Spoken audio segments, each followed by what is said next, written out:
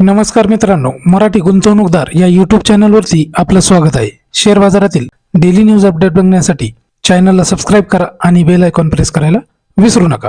तर ठीक आहे मित्रांनो, आज सुद्धा भारतीय शेअर बाजारामध्ये आपल्याला मोठी वाढ बघायला मिळाली।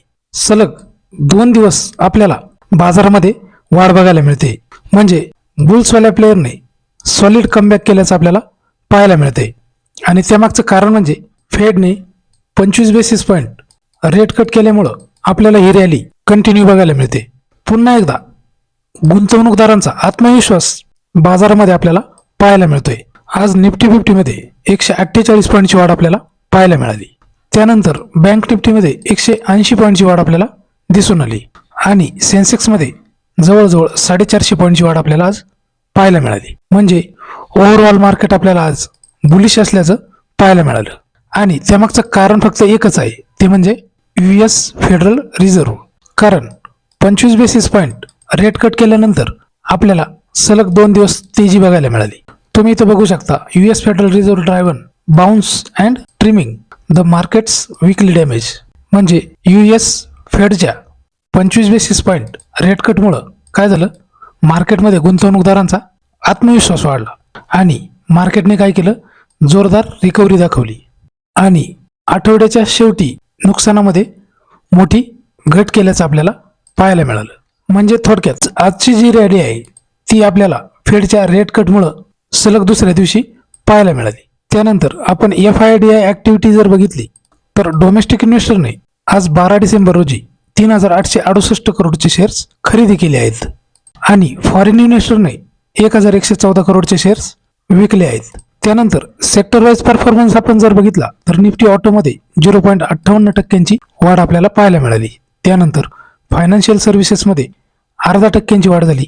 FMCG सेक्टरमध्ये 0.24% घसरण झाली। फक्त FMCG सेक्टरमध्ये आज आपल्याला थोडा दबाव बघायला मिळाला। त्यानंतर IT सेक्टरमध्ये 0.47% वाढ झाली। मीडिया सेक्टरमध्ये फ्लॅटिश डाऊन परफॉर्मन्स बघायला मिळाला। मेटल सेक्टरमध्ये सगळ्यात जास्त वाढ आपल्याला बघायला मिळाली, 2.63%। निफ्टी फार्मामध्ये 0.11% म्हणजे फ्लॅटिश अप परफॉर्मन्स आपल्याला निफ्टी फार्मामध्ये बघायला मिळाला। त्यानंतर PSU बँकांमध्ये 0.15%ची वाढ आपल्याला आज पाहायला मिळाली। निफ्टी प्रायव्हेट बँकांमध्ये 0.45%ची वाढ झाली। रिअल्टी सेक्टरमध्ये 1.53%ची वाढ झाली। हेल्थकेअर इंडेक्समध्ये 0.26%ची वाढ झाली। कन्झ्युमर ड्युरेबलमध्ये 1.46%ची वाढ झाली। ऑइल अँड गॅसमध्ये 1.11%ची वाढ झाली। निफ्टी मिड स्मॉल हेल्थकेअरमध्ये 0.52%ची वाढ झाली।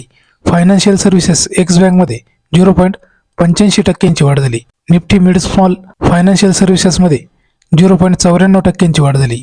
म्हणजे ओव्हरऑल सेक्टरमध्ये आपल्याला आज फक्त खरेदी बघायला मिळाली।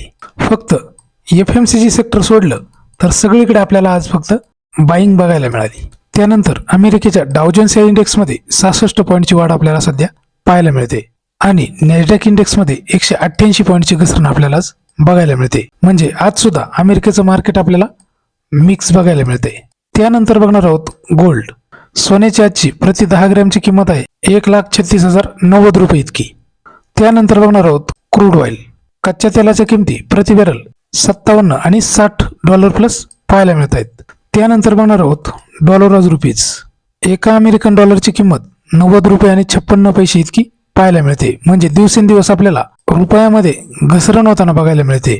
रुपयावरील दबाव आपल्याला अजून वाढताना बघायला मिळतोय। तर ही होती आपली या व्हिडिओमधली महत्त्वाची माहिती। व्हिडिओ आवडला असल्यास लाईक करा, शेअर करा आणि चॅनलला सबस्क्राईब करा। भेटूया पुढच्या व्हिडिओमध्ये। धन्यवाद।